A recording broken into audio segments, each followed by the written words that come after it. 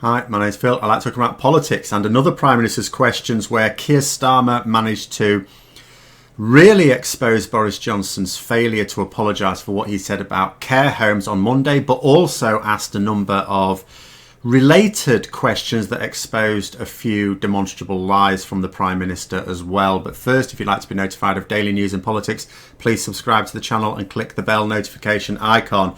So, it was fairly obvious Keir Starmer was going to ask about care homes because Boris Johnson had sought to blame the massive death toll on care home residents on the care homes themselves, as opposed to their policy of putting patients from hospitals who were infected with COVID into the care homes without ascertaining that they were no longer positive. And so what Starmer said, he reminded the Prime Minister of what he'd said on Monday. He quoted the Prime Minister blaming the care homes, and he says this has caused huge offence, which it has. 48 hours later, he said, will the Prime Minister apologise to care home workers? Now, the quote was, too many care homes didn't really follow the procedures in the way they could have. Now, to this, Boris Johnson stood up and he was fairly contrite to begin with. He wasn't so bellicose as normal, and he said he absolutely didn't wish to blame care home workers. Now, before I go on, something interesting that Dr. Alan Khan, who's a Labour health minister, mental health minister, said when Boris Johnson said what he said on Monday. She said, look, this is a test, and it could well be the truth. This is a test. He's gauging public reaction. The public reaction was not at all in favour of it, so then he reins himself back and denies he said what he actually said. So he says, of course, he doesn't wish to blame care home workers. They worked very, very hard. 257 of them lost their lives. And he says the Prime Minister takes full responsibility. That's not the same thing as blame. You may think it is. If someone says they take responsibility for something in normal, everyday life, that means you also accept the blame for anything that went wrong as a result of your actions. Politically, responsibility just means I'm taking the credit for everything that went right, none of the blame. And shall we just play what he said? Because this is very important. It's all right me quoting these things. I don't normally do this, but I think this is important. We discovered too many care homes didn't really follow the procedures in the way that they could have. Just do that again. We discovered too many care homes didn't really follow the procedures in the way that they could have. Those are his exact words. Exact words. So he can't deny that he'd said them. But what he then tried to do, because obviously at the point at which he says, oh, I take responsibility, which is not the same thing as apologise, because that's all he was asked to do. Will he just apologise? All right, try and claim you were saying something different. Well, apologise and then explain in other words what you actually meant then. No, he wouldn't do that. And he tried to avoid more blame for what happened in care homes by saying, well, what, nobody really knew much about the virus at the time, and that's why our guidance changed. And he specifically said that what nobody knew was that this virus was being passed asymptomatically in the way that it was. That's why the guidance changed. Now, this is a direct lie, because minutes from a SAGE meeting, that is the group of government scientific advisors, from January, before we'd done anything, didn't even have a case in the UK in January, from January when it was obviously becoming a pandemic. I think by this point it might have even been named a pandemic, but because we had so much time to prepare ourselves, which I'm sure he read, warned of the risks of asymptomatic transmission. Now, this had to be pointed out to me, but I have to say, when he said it, my first reaction to this was, is he seriously trying to suggest that people thought that the coronavirus couldn't be passed by people that didn't display symptoms?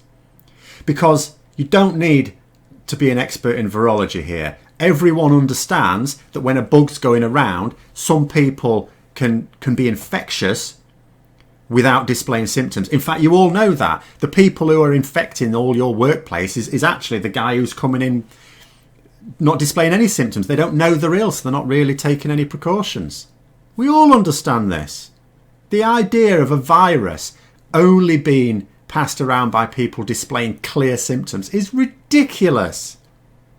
But just for the avoidance of doubt, his own scientific advisors were talking about the risks of asymptomatic transmission back in January. And of course, I'm sure the Prime Minister read those meeting minutes because, you know, he reads all his briefs, of course. But anyway, the other thing is this was being discussed in scientific papers all over the place as well. It wasn't just British scientists. It was being said all over the place. It was a huge problem. So anyway, Keir Starmer then got up and he pointed out that's not an apology. And he quoted the Prime Minister again. So we might as well do it again. Why not? We discovered too many care homes didn't really follow the procedures in the way that they could have. Need to stop doing that. And Starmer said it's clear what the Prime Minister was saying. And he said the Prime Minister must understand how raw this is. You know, he quoted someone working for a social care charity saying there are 1.6 million social care workers putting their health and even lives at risk to care for vulnerable people, and then to get the most senior man in the country turning around and blaming them for his travesty of leadership. And there was a bit of chuntering in there, which Starmer made the point, I'm quoting here, I'm quoting. And then he said, look again, will he apologise, yes or no? Which is an absolutely classic question to ask in Prime Minister's questions. It's always good to be able to do that. Again, because what you've got to think of is, obviously, if you really want to support Boris Johnson, then you will come away from PMQs thinking, oh yeah, Boris won. If you really want to support Keir Starmer, you'll come away thinking, oh yeah, Keir Starmer won. If you've got a particular axe to grind, you'll have already formed your views. You won't, some people just, won't ever change that view. But there's a lot of observers here, genuine observers, and you've got to think of it from their point of view. So Keir Starmer has asked a clear question, and it's a yes or no question. And a casual observer will think, he's asking him to apologise, yes or no. Yeah, that's simple. That is that. Because sometimes you can ask a question and say yes or no, and it's like, well, you understand it's not a yes or no answer. This one is. So obviously, if the Prime Minister won't say yes, then that's the same thing as saying no. To which, of course, he didn't say yes. And he just reiterated, he basically just parroted what he said before. I don't blame them. At this point, his words have been quoted to him twice. And again, he tried to say that he didn't know that this virus could be transmitted asymptomatically. And he said, well, maybe the leader of the opposition knew this, but it was not. It was fine in hindsight. It was not known at the time. Oh, dear. And he also said, by the way, this government who put up living wage by record amounts, and that's how we help our care workers. I mean, you could pay them properly, but actually you could have also given them some PPE and not given them infected residents as well. I mean, that would have helped. But anyway, Starmer, for his third question, he was really on at this. Very much like a dog with a bone, as you would be. I mean, this is what I said right from the start, which I was hoping that Starmer would do. When you've got the Prime Minister on the ropes, you've got to keep going at them. You may well have a load of other questions to come. They may want to press him on an awful lot of things. It's better to press him on one thing that you've got them on than to back away and ask something else. So Starmer noted that by refusing to apologise, the Prime Minister was rubbing salt into the wounds. And he said that he and the Health Secretary must be the only people in the country who still think that they put a protective ring around care homes, which is what they said they'd done. And then he quoted a care home manager who said that they were absolutely livid with the Prime Minister's audacity of blaming them. And he said, what does the Prime Minister have to say to this person? And so the Prime Minister, again, just said, well, the government absolutely appreciates the incredible work done in care homes. And then he went on his pitch, clearly prepared, because obviously he knew this question was coming.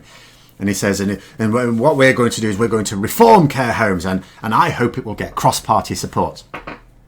Now, of course, we all know what reforming care home means for a Conservative government. It means massively underfunding it even more, to the point where you are not going to be able to afford it unless you are quite wealthy. Anyway, Starmer's fourth one was saying he was glad to hear it. So on the reform of care homes, because obviously until there are any proposals, you can't say whether you're going to support them or not. He said he's glad to hear it, but then he pointed out, because Boris Johnson was saying what a mess care homes were in. They've been in a mess for years. And Keir Starmer just calmly stood up and said, yeah, your party has been in power for 10 years and there has been no plan for social care. No white paper. And that's the real key thing, no white paper. Because for those who don't know, if you're as a government, if you're actually going to do anything, then ultimately to get it done, it's going to have to go through Parliament. You need a white paper as your starting point, your proposal. There hasn't been one.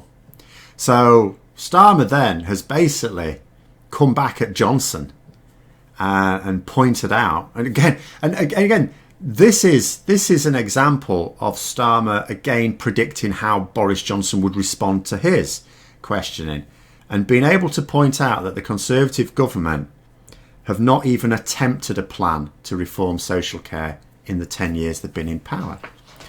And then he talked about the very high death toll in care homes. So he sort of shifted it away from the apology that obviously Boris Johnson was not going to give. He's made his point there, but keeping it on care homes, pointing out that 1 in 20 care home residents has died during this time. And he says the Prime Minister's consistently ducked responsibility. Will he accept that it's the government's blame? To which the Prime Minister again tried to say, and he was trying to say Keir Starmer's coming out with pre-prepared questions, because I understand he's just come out with these pre-prepared questions, but he did his thing from a bit ago and said, I've made it clear we take responsibility for everything that we've done. And he paid tribute to care home workers. And he also says, and now there's monthly tests for residents and weekly testing for every care home worker now. Which is very, very new if true, because last week that was not happening. But anyway, it's still far too late. But obviously what that is not accepting the blame. Because again, that word responsibility means different things in politics. Never mind. On to his fifth question, Starmer stood up and said, so the Prime Minister continues to insult those on the front line. He says huge mistakes have been made. And he also then pointed out to what, and again, this is what I mean about laying your traps. He pointed out to what had been said in previous Prime Minister's questions. So he's pointing out about PPE and talking about how when Starmer raised issues regarding care homes some time ago, that the Prime Minister dismissed it as not true. And he said this wasn't hindsight. This was pointed out here in Parliament at the time, and you dismissed it. And then he asked, will the Prime Minister accept that his government was too slow to act on care homes? To which Johnson stood up and said, the Leader of the Opposition should know very well that our understanding of the disease has changed. It's not really answering the question there, is it? It says the PPE and testing has helped get the disease rate down to record lows. To which I'm thinking, hang on a minute, record lows? I mean, record low surely is 0, because there used to be 0 infections in care homes, and now there's a lot. Does he mean that it's lower than it was when they were really arsing things up? But then he wanted to turn it onto what he thinks is his safe ground, which is the economy. So he says we've stuck to our plan to open up the economy, as if that's got anything to do with deaths in care homes.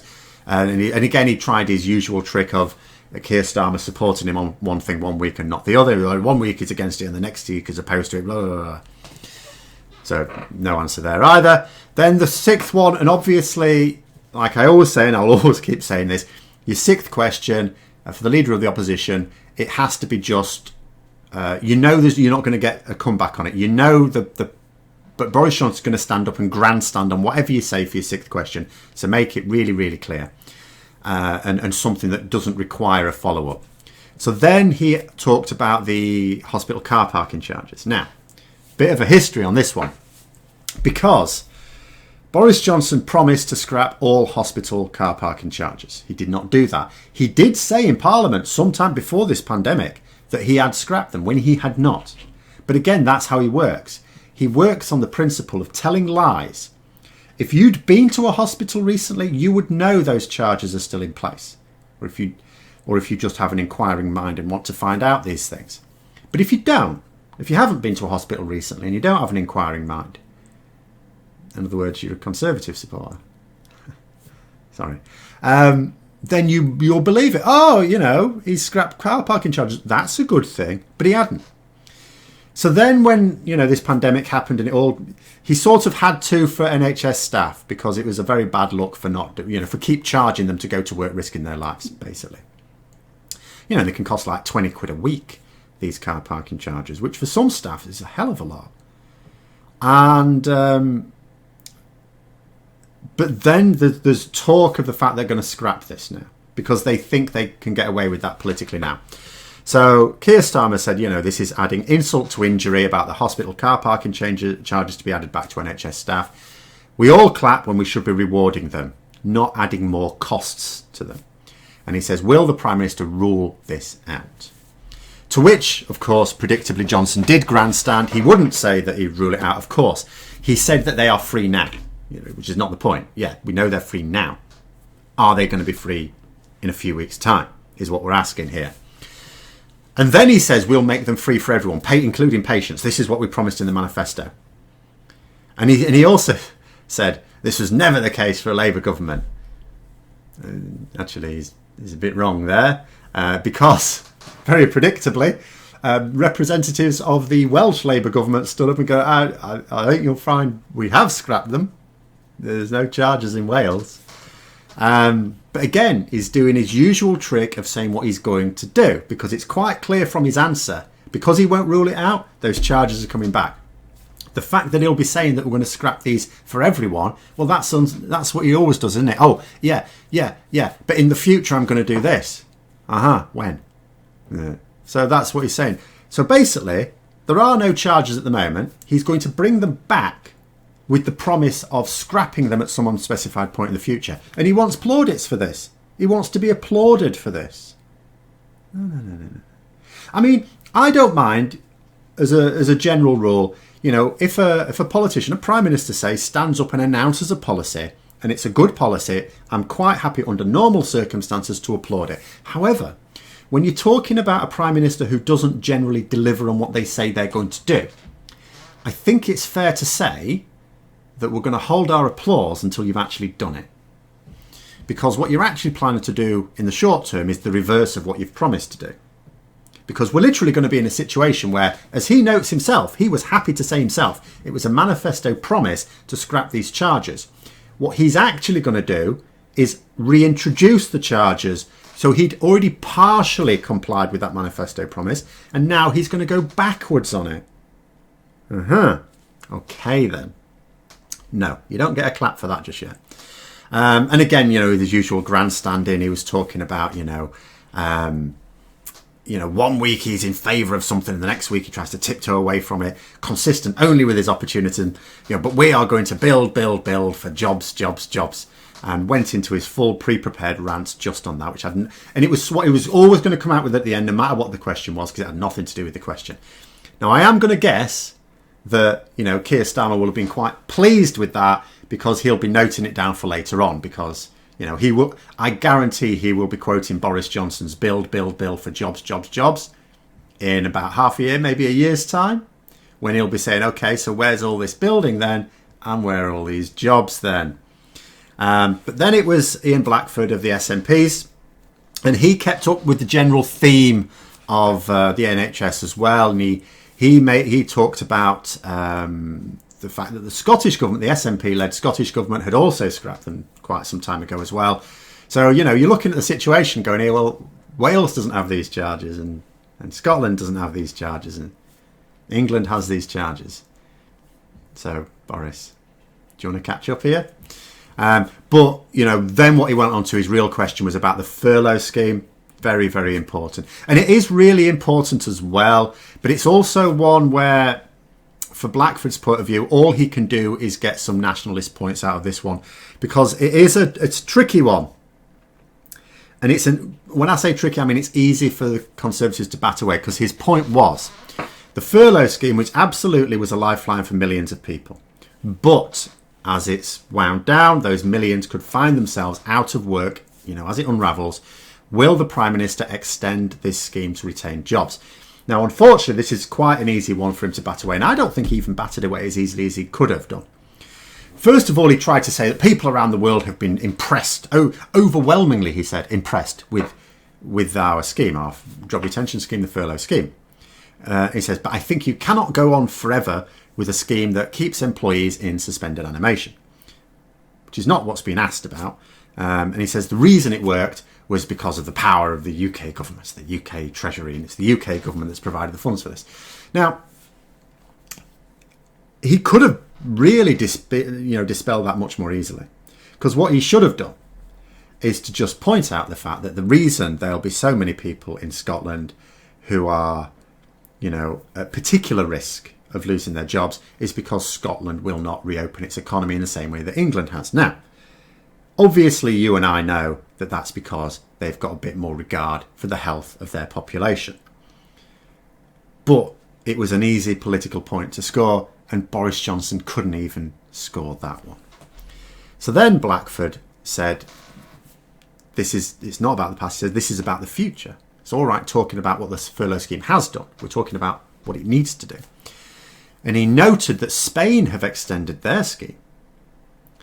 And he talked about research that showed that ending it prematurely will cost GDP, will cost the economy. And he says the recommendations in various reports are to extend the scheme for the hardest hit.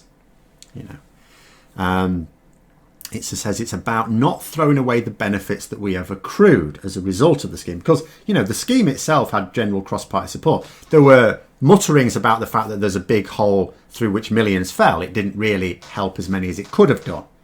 But it absolutely helped, and everyone agreed with that. In fact, it wasn't even that the Conservatives announced this thing and everyone, a good idea, yeah. Everyone was saying at the same time, this is what we need to do, because it was obvious. But he said, if the Prime Minister will not extend the scheme himself, will he give Scotland the powers to do it themselves? So, which is all he could really do, a bit of nationalist point there. To which the Prime Minister just said, well, he's already answered the question. I mean, he hasn't, because the question on this occasion was, will you give Scotland the powers to do it themselves? I mean, that was the question there, Boris. So obviously you haven't answered the question, because this was actually a different question to the first question. But anyway, and he says it's essential we get the economy moving, including in Scotland. And there we go. That was it. That was all he could be bothered to do. More lies, unexpected lies as well. And this is, again, what comes of a Prime Minister who doesn't really properly read his briefs. He wasn't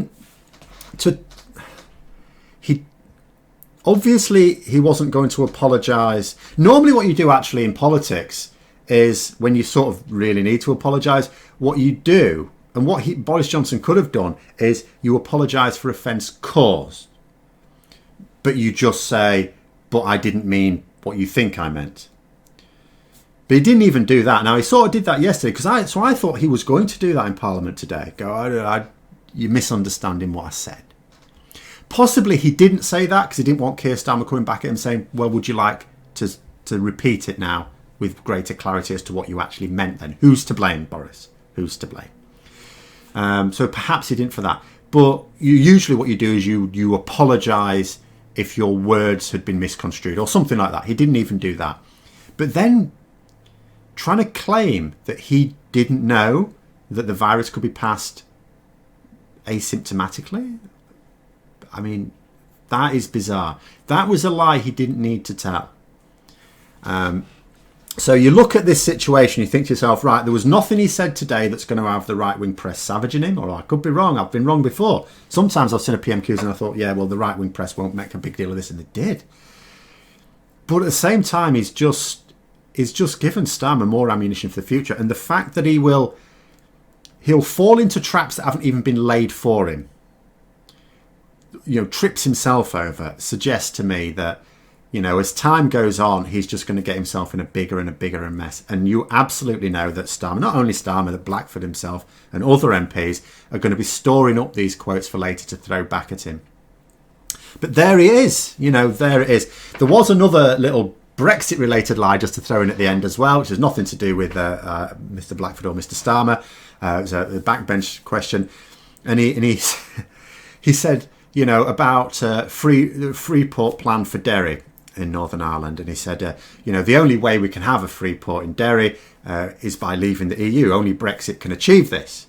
He's like, well, that's funny, because there are dozens of free ports in the EU right now. Already there. So, bit of an odd one there. But there it is. He has no scruples. Shamelessly preying on the ignorance of the general population to sell his tribe. That's what he does. That's what we're up against. But thankfully, he's not intelligent enough to really make these lies stick. So that's my assessment of today's PMQs. Let me know your thoughts in the comments below. Hope you found the video interesting. If you did, don't forget to click the like button. If you'd like to support the channel further, please also click the Patreon link for details. And until next time, I'll see you later.